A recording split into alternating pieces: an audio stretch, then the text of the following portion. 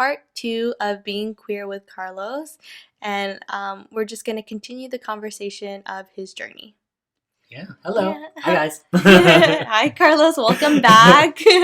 Thank you. So, Carlos, in our last episode, you ended off stating that sharing with us that you identified as being queer. Mm-hmm. Could you share more about that, and maybe what exactly do you identify as? Mm-hmm. Or I identify as queer. I think from the very beginning I identified as being gay. Mm-hmm. But when I started realizing that I had feelings for not just men, but for women, for people who don't identify for both genders, Mm-hmm. I've got feelings for. I think from then I couldn't really find a label. Yeah. Well, I don't like the use of labels, but if it Mm-hmm. helps other people to kind of gain their understanding, like, I guess. But I think the best term for me now being used would be queer. Mm-hmm. Yeah. So, Carlos, can you share more about like your first Pride experience? First Pride experience. Yeah. Oh, the one in LA. Yeah. Yeah. That was the first time I felt really confident of going somewhere else. Because then when I went to California, I've always thought of it as home. Just because there was so many people who are in the LGBT community that were just very happily and freely expressing themselves. And no matter if I went there, I felt like I was already accepted from the get-go. Of course, that's not reality. Of course, there were other people who kind of reject you. When I went there, my friend and I got outfits all prepared for the Pride, rainbow everything, literally rainbow everything. Yeah. I remember getting glitter for the first time. I was like, I have never ever used glitter. I'm like, how the hell do you use this? Yeah. Half of the things, like, I didn't even know how to use. It's like, I'm gonna wear this flag as a cape. I was like, I don't even know. Yeah. But I just wanted to show that everyone, like, yo, I could be free. I'm gonna show myself off. This is the first time I could actually proudly show myself and express myself. And especially when I haven't, like, I'm not around my family, I feel like it lets me be my own person. Yeah. I don't have to kind of be the Carlos that they're so used to. Interesting. Yeah. Like, so, you're able to be more authentically yourself. Exactly. Yeah. And then since I'm new with everyone, I felt like I could just start new. Yeah. I could make whatever I want to be me. Yeah. Just be present. Yeah. With Pride being virtual, can you talk more about like how different Pride is this year? I find it being celebrated virtually still kind of gives us that platform and freedom to express ourselves no matter where we are. You know? Even at home where we have to pretend, like some homes where we have to pretend that we're really not that person, but we have to keep it up for our family. Yeah, because all of us well, I guess things are easing up now, but still most of us have to stay at home and have to maintain like the distancing and everything like that. We can't really travel and be go to LA Pride and be who we want to be there, right? And that's just from my experience. Like, anyone can celebrate Pride anywhere, even at home, in your hometown, wherever you would like to be. You know? So, Carlos, I think, well, maybe I can only speak from Filipino culture because, like, being from Filipino culture, we're so judgmental, or like our like parents' generation is so judgmental with, let's say, the LGBTQ community. And one of the phrases that I hear often is that, oh my gosh, he's gay, like what a waste, like I've heard that he's so handsome, why does he have to be gay? You know, I guess, what are your thoughts on that specific thing? Honestly, it's frustrating. I have my own opinions, and like, honestly, I've had my fair share of hearing those comments. It's literally the worst and like the most degrading. Not the most, but I've heard that so many times, like to the point that it just, I feel like people should stop saying that. Belittles you. It does. It really does. I felt more so, not angry, but more so disappointed to hear it, because it's just like, clearly I know you don't like accept me for who I am, because it's like you were expecting something else, and you think having a bright future means you have to be straight, you know? Wow. And it's just Yes. Yeah. That's what not they're only thinking. not only does it like lay out some expectations to become successful, it literally prevents me from actually reaching a point of success in your head, you know? Yeah. And it's like I have to overcome this impossible line until you accept me for me to cross it. Yeah. And even if I want to kind of please your mind, it just, what benefit does that give me, you know? Yeah. So yeah, not only did I hear that from like family, but I heard it from my friends' parents. Yeah. So of course, like they're not gonna tell me that straight to my face, but I Yeah. heard it from my friends themselves, Yeah. which was kind of not bad, but just a kind of a wake up call. Yeah. Mm-hmm. That I think that ideology stems more from the older generation Mm-hmm. than people from our generation. I don't Mhm. think people from our generation like my friends, like me and my Mhm. friends, like our Mhm. age, would be Mhm. like, "Oh my God, Carlos is gay! Like, what a waste! Like, what kind of Mhm. future is he gonna have?" Like, we're not thinking that way, but Mhm. maybe that, like, that's just how they're so used to that way of Mhm. thinking. Like, I feel like in each generation they still have their kind of built-in discrimination against the gay community. You know, right now I feel like we can confidently say, "Oh yeah, like our in our generation, like gay people can express themselves more freely," which is not the fact, because I could still see in like from my little cousins or elementary school or high school, I would hear comments as the same comments that we would hear when we were in high school, like the word faggot or the word just gay being misused yeah, in such yeah, in a negative connotation. yeah, It's just yeah. it's still there. I feel like everyone Wow, will yeah. realize as they grow older, but if Yes. that environment or that kind of atmosphere changes, I don't know. Like it's still going to be there. That internalized homophobia will be built in from a lot of kids until that changes. I've been having this conversation with other people and of how we can really create change in the system, and it's from educating kids about it at a young age, I guess. So do you think that educating kids about the LGBTQ community in elementary school, for example, would help with children wanting to come out because that's how they identify themselves, or with like more acceptance? I feel like schools, even Catholic schools, should hire some teachers that are or identify in the LGBT community, or who are passionate to help kind of change the curriculum. Yeah. With that, even like a little bit helps. Representation is a huge thing. Yes. Some people don't realize how huge it is. When, what was it? You guys probably saw How to Get Away with Murder, but there was this gay Asian that falls in love with one of the main characters. Yeah. And literally, I've never felt so happy and felt like, wow, like I could see myself in him. Even though like we don't even look like way off, like we don't even look alike. But it's just like now there's like finally a gay Asian. Yeah. Like, someone who isn't this typical stereotypical role, like, oh yeah, like I'm just a comedic relief for this, for this series. No, it was pretty intense. They shared their emotional moments, physical intimacy in all ranges. Yeah, so I love their relationship in that show. Yeah. Although like not every relationship is perfect. Of course, you'll see some toxicity. Yes. Yeah. But representation can make a huge change, especially if it made a huge change for me, who is still an adult. Yes. And growing. For someone who is probably in elementary or in high school, can probably like, damn, like I could almost relate. Yeah. Yeah, they ain't gonna be a lawyer right now, but like I'm like they're still learning, but yeah. Carlos, going back to the stereotypical gay person or queer person, I think, and you were talking about them always being like the comedic relief in a show. In a lot of dramas. Yeah, movies, right?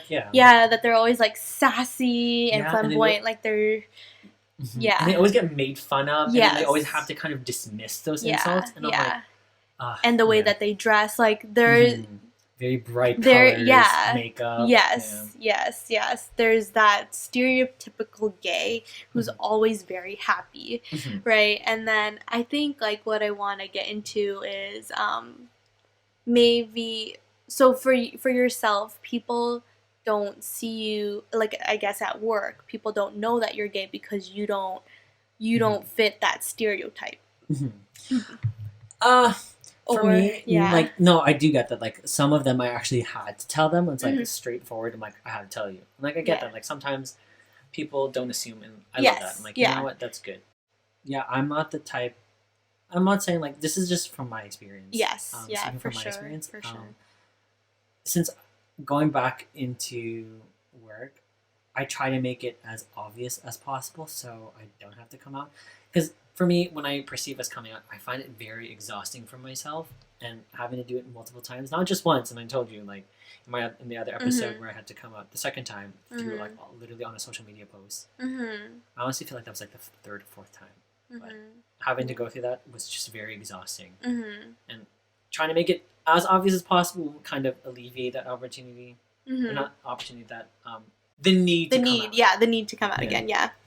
Because, I mean, for straight people, I don't have to be like, yeah, so I like guys. Yeah. And, like, but don't forget, I like guys. Yeah. Like, I don't have to keep telling people I like guys because I guess in society's eyes, they think women like girls like boys and boys like girls. Like, that's their one way of thinking. Very narrow-minded way of thinking. The narrow-minded way of thinking, right? But, yeah, so, yeah, Carlos, me and you, I think people always identify us as like such happy people, and we're never sad, and everything's happy-go-lucky, and like life is beautiful all the time, you know. I, of course, it's not like that. Everyone has their own things that they're going through. So yeah, Carlos, have you experienced that? Like, has someone asked you what's your secret to being happy? I guess. Honestly, wow, I actually don't know. Yeah. For me, I honestly think happiness can be. Oh wow, I really don't know. Yeah. Like, you can have multiple sources of happiness. Yeah. For me, my family, my friends, my shows that I watched recently. Yeah. And then going from those, my shows literally are like gay romances, and like something about that just gives like sparks so much interest in my head. Like, wow, finally we get a romance story that has some like issues besides like the whole, like, if they were in it, like a lot of the gay dramas that you see now or previously, they were all about like, oh, I'm like a mistress, or like you know, it's like, oh, they found out because I was cheating. It's like, no, like, I don't need that. I want like an actual healthy gay relationship where they're both trying, but there was like some other factors that were affecting the relationship. Yeah. But going on from your question, yeah, like, I think that we have multiple sources of happiness. Where I find that when people see gay people, they're like, oh wow, like, you're always so happy and all that jazz. Right, I'm like, yeah. I get that. Like, I feel like when what people see is how I want to be seen. Like, for me, I feel like since I've already came out, I could already lay out what I want to be, and I feel more free than I was before. Therefore, I'm not faking my own happiness. With some people, I find that I would kind of have to hold myself back for different reasons. Yeah. Maybe it could be just like, oh, it's just strictly just work and all that jazz. But for me, when I'm outside, or when I'm in a different country like LA, out in California, I feel like I could have just been a new person. So whenever I go there, I am more happier than I would be living in Toronto, because then I would know people like, oh yeah, that's Carlos, oh blah blah blah. He's done this. Whereas in California, no one, like, who the hell are you? You know? It's just like, I could just be happy as like happy go lucky. You know? And being free creates so much happiness for me. You know, not having to get those glares from people, not having to get those looks, those smirks, those, I don't know, those unwelcomingly behaviors. It just makes you just want to kind of like hold back. It's like, oh damn, like clearly they don't like me. You know, something about me just angers them. Yeah. But I feel like people tend to forget that we also have our own struggles. You know, sometimes we can mask our own sadness, and I feel like through laughing. yeah. Yeah. For me, a lot of times, I'm not gonna lie, I'm very awkward. I'm a very very awkward person.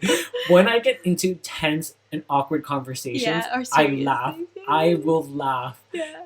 In serious moments, if someone was getting in trouble, let's say I'm getting yelled at by my dad or yelled at together with my brother and I.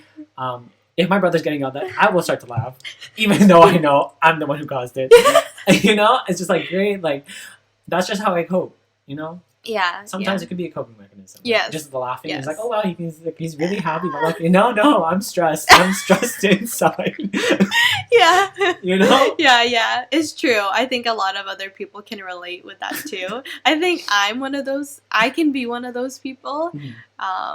Yeah, or if you're like put into a confrontation, you're like, yo, I gotta tell you something. It's like, and you're like, let me laugh it off first. like this is like your dog died, or I broke your plate, your favorite plate. I don't know, like something bad, like, right? You're like, I know. Well, like I always have to find a way to kind of alleviate the tension. yes, you know? yeah. That's Mhm. definitely a coping mechanism. So, Carlos, do you have any advice to give for people who identify in the LGBTQ plus community? Yeah. So if you've accepted with who you are, I would say make sure you're comfortable in sharing that aspect about yourself. Don't feel obligated or like pressured to do so. If you don't want to, then you don't have to. You know what I mean? It's a personal decision, and if you feel like you don't want to, then it's all good. No one's gonna go after you or like force it out of you. It's all within yourself. I would probably start by sharing that intimate part of yourself with like your best friends or immediate family members. If you feel like you can trust them, like key point, if you feel like you can trust them, and maybe not all at once. Hopefully, the response will be accepting and can lend some support when you're ready to share that aspect about yourself or of your life with more people. You don't have to label yourself in like huge thing. You don't have to label yourself if you don't want to. For me, I labeled myself and I felt like the more I discovered myself, I always had to re-come out. Right. So if you don't feel comfortable labeling yourself right away, then don't, you know? Kind of like limiting. Yeah. Yeah. Very restraining to that one area. Identity. Yeah, restraining your identity. Yeah, there you go. Yeah. Also, make sure you have someone or a safe place to go if needed. Your family may not accept you or react positively to you coming out. What worked for someone else might not work for you necessarily, you know? We all have different circumstances, whether it is social, economic, or political. Some of your friends and family may look at you differently or dismiss you entirely. So you always just have to kind of prepare for that. I know it sucks, but that is just the reality of it. Just be prepared for all reactions. It's an extremely personal decision whether to come out. So do it on your own terms, and whenever you're ready, oh god, I like literally like I don't even know. I feel like I'm like talking to my own self. You know what I mean? Like, I feel like I'm literally like, oh, Carlos, blah, blah, blah, like, like, you know. But sometimes you have to do like when you do it. I feel like I do the same thing. Like you're speaking from your own personal experience, but then it's like you're speaking to yourself at the same time. Like I don't know how to, and it like when you say it out loud, it like makes you feel free. Yeah, no, I agree 100%. Yeah. But don't be rude or out others. If you know your friends are, never like, oh yeah, like him and I are blah, blah, blah, or like always get their approval first before even mentioning about their sexuality. Yeah. It's always best to respect the decisions, you know? Yeah. Because it's not fair if they don't get to come out themselves or whenever they're ready. Right, it sucks that someone else rushed you to do it. Yeah. Carlos, thank you so much for being a guest on my podcast. Thank you so much for being brave enough to come out to me before and for sharing your story now with us. And I hope that this can help people who have felt the same way and who are feeling the same way or who may be struggling to find out who they are as well. Yeah. So, Carlos, is there any social media that you would want people to follow you on? Yeah, well, I don't really use social media, but you can follow me on Instagram, Carlos Mendoza 30, and that's Mendoza with a Z. Awesome. Thank you so much, Carlos. Thank you Okay. again for being a guest and for sharing your journey with us. Thank you for giving me this opportunity. Yeah, awesome. Bye, Carlos. See you guys. See ya.